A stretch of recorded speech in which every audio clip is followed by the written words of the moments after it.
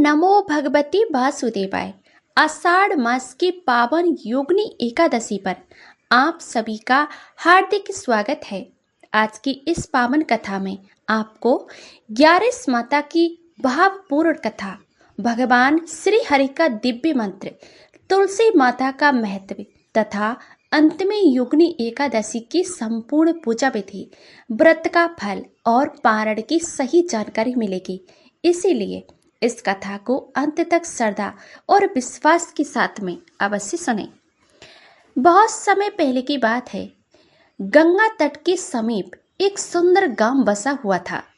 उसी गांव में हरिदास नाम का एक निर्धन ब्राह्मण अपनी पत्नी कमला और अपने छोटे से परिवार के साथ में रहा करता था। निर्धनता उनके घर में अवश्य थी, लेकिन भगवान श्री हरि विष्णु के प्रति उनकी भक्ति इतनी गहरी थी कि गांव के लोग उन्हें देखकर कहते, जिस घर में भगवान का नाम बसता है वहां देर सवेरा भगवान की कृपा भी अवश्य बरसती है। प्रतिदिन ब्रह्म मुहूर्त में हरिदास उठते, स्नान करके सबसे पहले आंगन में विराजमान तुलसी माता को प्रणाम करते, दोनों हाथ जोड़कर श्रद्धा से जल अर्पित करते और कहते, हे माता तुलसी, आप भगवान श्री हरि को अत्यंत प्रिय हैं। हमारी भक्ति इस बार करके हमें भी श्री हरि के चरणों की सेवा का अधिकार बनाइए। इसके बाद में घर के छोटे से मंदिर में दीपक जलाते और भगवान विष्णु के चरणों में बैठकर बड़ी श्रद्धा से मंत्र जापते, ओम नमो भगवती वासुदेवाय। कमला भी उनके साथ बैठ जाती। दोनों एक साथ विश्वास था कि यदि मन में सच्चा हो तो भगवान तक पहुंचने के लिए बड़े महलों या धन संपत्ति की आवश्यकता नहीं होती है। समय बीतता गया। एक वर्ष ऐसा आया जब पूरे क्षेत्र में भयंकर अकाल पड़ गया। खेत सूख गए, कुएं सूख गए और लोगों के घरों में अन्न का संकट छा गया। कई परिवार गांव छोड़कर चले जाने, अनेक लोगों ने भयानक पूजा भी छोड़ दी। अब वे कहने लगे, जब भगवान हमारी सुनते ही नहीं तो पूजा करने से क्या लाभ। लेकिन हरिदास ने शांत ईश्वर में कहा, भक्ति व्यापार नहीं है। भगवान को केवल सुख के दिनों में याद करना सच्ची भक्ति नहीं कहलाती। दुख में भी जिसका विश्वास बना रहे वही सच्चा भक्त है। कमला ने भी अपने पति की बात का समर्थन करते हुए कहा, भगवान हमारी परीक्षा ले रहे हैं। परीक्षा समाप्त होगी तो कृपा भी अवश्य बरसेगी। कुछ ही दिनों के बाद में गांव में एक तेज भी संत आए। उनके मुखमंडल से अद्भुत तेज निकल रहा था। हरिदास ने उन्हें प्रणाम किया और विनम्रता से अपने घर चलने का आग्रह किया। घर में भोजन के नाम पर केवल थोड़ा सा सत्तू और जल का कमला ने वही श्रद्धा से संत के सामने रख दिया। संत मुस्कुराए और बोले, बेटी, जिसने प्रेम दिया उसने सब कुछ दे दिया। भगवान को वस्तु नहीं, भगवान का प्रिय होता है भावना। भोजन के बाद में संत ने हरिदास से पूछा, बसंत, क्या तुम एकादशी का व्रत करते हो? हरिदास ने उत्तर दिया, गुरुदेव, अपनी सामर्थ्य के अनुसार प्रत्येक एकादशी का व्रत करता हूँ।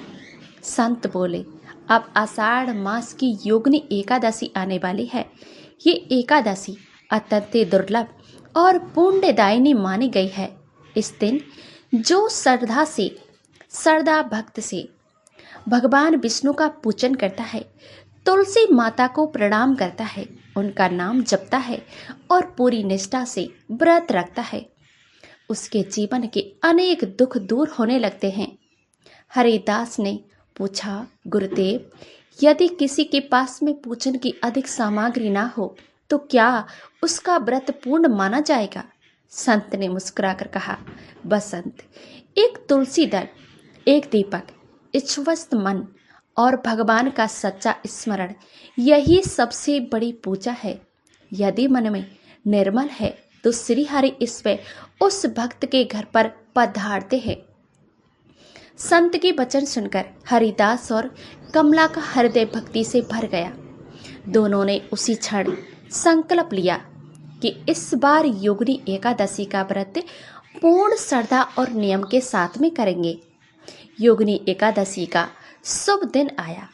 प्राप्त काल दोनों ने स्नान किया, इस वस्त्र धारण किए, घर में मंदिर में घी का दीपक जलाया, भगवान विष्णु को पीले पुष्प अर्पित किए, तुलसी दल अर्पित करते हुए बार बार मंत्र जपने लगे।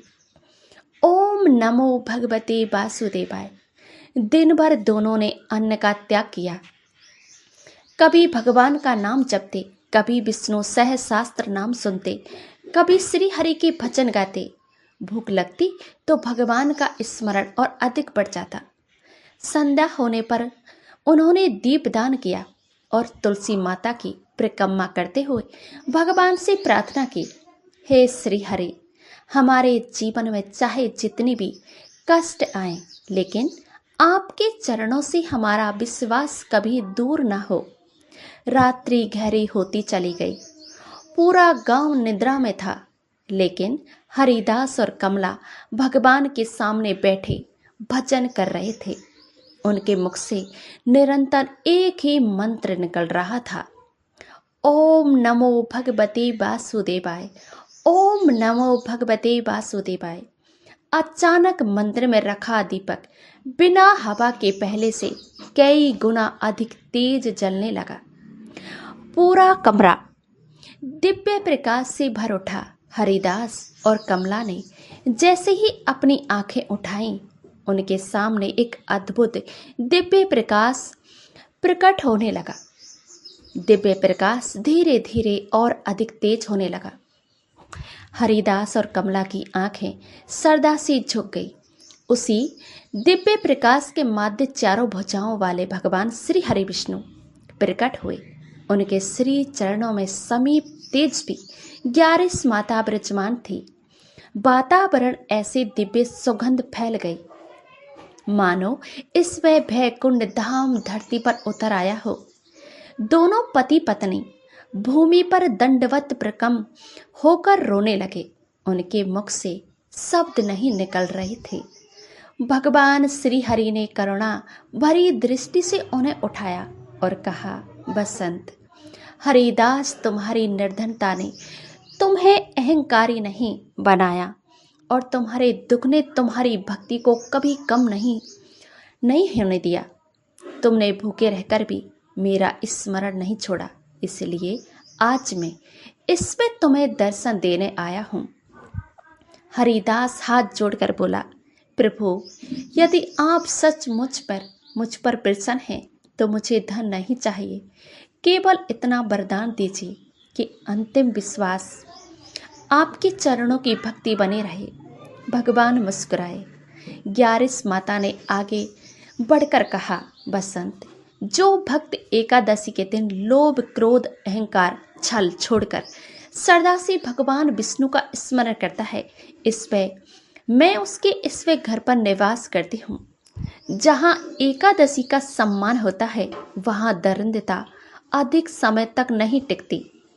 इतना कहकर 11 माता ने हरिदास के सिर पर अपना करुणामक हाथ रखा। उसी क्षण ऐसा लगा जैसे उसके मन का सारा भय समाप्त हो गया हो। वर्षों से जो चिंता उसके हृदय में थी, वही पल भर में मिट गई। प्राप्त काल जब हरिदास की आंखें खुली तो उसने रात का पूरा ईश्वर अपनी पत्नी कमला को सुनाया। कमला की आंखों से आंसू बहने लगे। उसने कहा, स्वामी, ये केवल ईश्वर नहीं है, ये तो श्री हरि की कृपा है। आज हमें और भी अधिक श्रद्धा से व्रत पूर्ण करना चाहिए। दोनों ने पूरे दिन भगवान का नाम जपा। गांव के कुछ लोग उनका उपास उड़ाने लगे। कोई कहता, भक्ति से कभी किसी का घर नहीं भरता।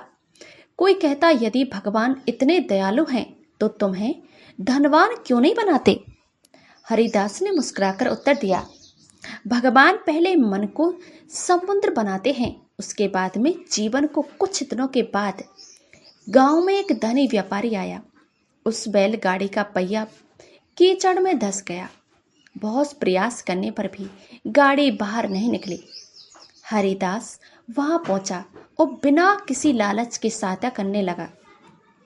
भगवान की कृपा से थोड़ी ही देर में गाड़ी बाहर निकल आई। व्यापारी ने प्रसन्न होकर कहा, ब्राह्मण देव, आपने बेशक बिना किसी स्वार्थ के मेरी सहायता की है। कृपया ये करके ईश्वर मुद्राएं स्वीकार करें। हरिदास ने हाथ जोड़कर कहा, मैंने आपकी सहायता सेवा समझकर की है, मूल्य लेकर नहीं। व्यापारी उसकी ईमानदारी से अत्यंत प्रभावित हुआ। उसने आग्रहपूर्वक कहा, यदि आप ईश्वर नहीं करेंगे तो मुझे बड़ा दुख होगा। इसे भगवान का प्रसाद समझकर रख लीजिए। हरिदास ने भगवान का स्मरण करके वो दान स्वीकार किया। उसने उस धन से सबसे पहले भगवान विष्णु के मंदिर में दीप दान किया, फिर गरीब ब्राह्मण और अन्न दान किया। शेष धन से अपने परिवार का पालन किया। धीरे धीरे उसके जीवन की सारी कठिनाइयां समाप्त होने लगीं। उसके घर में अन्न की कभी कमी नहीं रही, लेकिन उसने कभी एकादशी का व्रत नहीं छोड़ा। हर एकादशी को वो पहले से भी अधिक श्रद्धा से भगवान विष्णु का पूजन करता, तुलसी माता को जल अर्पित करता और दिन भर भगवान का नाम जपता। गांव के लोगों ने जब ये सब देखा तो उन्हें अपनी भूल का एहसास हुआ। जो लोग अपनी भक्ति का उपवास उड़ाते थे, वही अब हरिदास के पास आकर एकादशी का व्रत का महत्व पूछने लगे। हरिदास ने सभी से कहा, एकादशी केवल अन्न ना खाने का नाम नहीं है। इस दिन अपने मन को पवित्र बनाएं। किसी का अपमान मत कीजिए, क्रोध मत कीजिए, झूठ मत बोलिए। अधिक से अधिक समय भगवान श्री हरि के नाम का स्मरण में लगाइए। यही गारिस माता की सच्ची पूजा है। कहा जाता है कि जिसने भी उस दिन से श्रद्धा और विश्वास के साथ में एकादशी का व्रत करना प्रारंभ किया, उसके जीवन में धीरे धीरे सुख, शांति और भगवान की कृपा अनुभव होने लगा। इस प्रकार से ग्यारस माता और भगवान श्री हरि की असीम कृपा से हरिदास का जीवन धन्य हो गया और उसका घर सदा के लिए भक्ति, सुख, समृद्धि से भर गया। प्रिय भक्तगणों, ये थी समय बीतता गया। हरिदास का घर अब केवल उसके परिवार का नहीं रहा, बल्कि पूरे गांव के लिए भक्ति का केंद्र बन गया। प्रत्येक एकादशी के दिन गांव के स्त्री, पुरुष, वृद्धा और बच्चे उसके घर पर एक तंत्र होने लगे। सभी मिलकर भगवान श्री हरि का नाम स्मरण करते, भजन गाते, ग्यारस माता की कथा श्रवण श्रद्धा पूर्वक सुनते। और एक दिन एक वृद्धा रोती हुई हरिदास के पास आई। उसने कहा, बेटा, मेरे घर में हमेशा कलह रहती है। मेरे पुत्र आपस में लड़ते हैं। बहुत पूजा पाठ किया, लेकिन शांति नहीं मिली। हरिदास ने बड़ी विनम्रता से कहा, माता, इस बार योगिनी एकादशी का व्रत श्रद्धा से कीजिए। भगवान श्री हरि के सामने घी का दीपक जलाइए, तुलसी माता को जल अर्पित कीजिए। दिन भर ओम नमो भगवते वासुदेवाय मंत्र का जितना हो सके जप कीजिए और किसी भी प्राणी के प्रति मन में देह मत रखिए। श्री हरि अवश्य आपकी पुकार सुनेंगे। वृद्धा ने वैसा ही किया। कुछ ही समय के बाद में उसके घर का वातावरण बदलने लगा। परिवार में प्रेम बढ़ा, कलह समाप्त हो गई और सभी भगवान की भक्ति में लग गए। धीरे धीरे ये बात दूर दूर तक फैल गई। जो भी श्रद्धा और विश्वास के साथ में एकादशी का व्रत करता है, भगवान विष्णु उसकी मनोकामनाएं पूरी करते हैं और ग्यारस माता उनकी रक्षा करती है। कहा जाता है कि एक बार पुण्य योगिनी एकादशी की रात्रि में हरिदास को इस वर में भगवान श्री हरि के दर्शन हुए। भगवान ने कहा, बसंत, तुम्हारे कारण अनेक लोग धर्म के मार्ग पर लौटे हैं। जिसने भी सच्चे मन से मेरा नाम लिया, तुलसी माता का सम्मान किया और एकादशी का व्रत रखा, उस पर मेरी विशेष कृपा रहेगी। प्राप्त काल हरिदास ने पूरे गांव को ये संदेश सुनाया। उस दिन से गांव के प्रत्येक घर में एकादशी का व्रत श्रद्धा से रखे जाने लगा। कहा जाता है कि जो भी भक्त योगिनी एकादशी के दिन भगवान विष्णु का पूजन करता है, तुलसी माता को प्रणाम करता है, 11 माता कथा सुनता है या दूसरों को सुनाता है, अपनी सामर्थ्य के अनुसार दान करता है और द्वादशी को विधि पूर्वक पारण करता है, उसके जीवन के अनेक कष्ट दूर होने लगते हैं। भगवान उसके घर में सुख शांति और समृद्धि का वास करते हैं। आप सुनिए योगिनी एकादशी की सभ्य पूजा विधि। प्राप्त ब्रह्म मुहूर्त में उठकर स्नान करें और इस वस्त्र धारण करें। भगवान श्री हरि विष्णु के समक्ष घी का दीपक जलाएं। उन्हें पीले पुष्प, फल, तुलसी दल अर्पित करें। ओम नमो भगवते वासुदेवाय मंत्र का जाप करें। यथाशक्ति विष्णु सहस्त्र, गीता, भगवान के भजन पाठ करें। पूरे दिन सात्विक भाव रखें। क्रोध, झूठ, निंदा, किसी का अपमान करने से बचें। अपनी सामर्थ्य के अनुसार अन्न, वस्त्र या दक्षिणा दान करें। द्वादशी में शुभ समय पर भगवान का स्मरण करके व्रत का पारण करें। पहले भगवान को भोग अर्पित करें, फिर प्रसाद ग्रहण करें और उसके बाद में सात्विक भोजन करें। तुलसी दल के साथ में जल ग्रहण करें। पारण करना अत्यंत शुभ माना जाता है। भगवान श्री हरि विष्णु, 11 माता और तुलसी माता की कृपा आप सभी पर सदैव बने रहे। आपके जीवन में सभी दुख, रोग, भय और दरिद्रता दूर हो तथा आपके घर में सुख शांति और समृद्धि का वास हो। सभी भक्तजन प्रेम से बोलिए 11 माता की जय। बोलिए भगवान श्री विष्णु भगवान की जय। तुलसी माता की जय।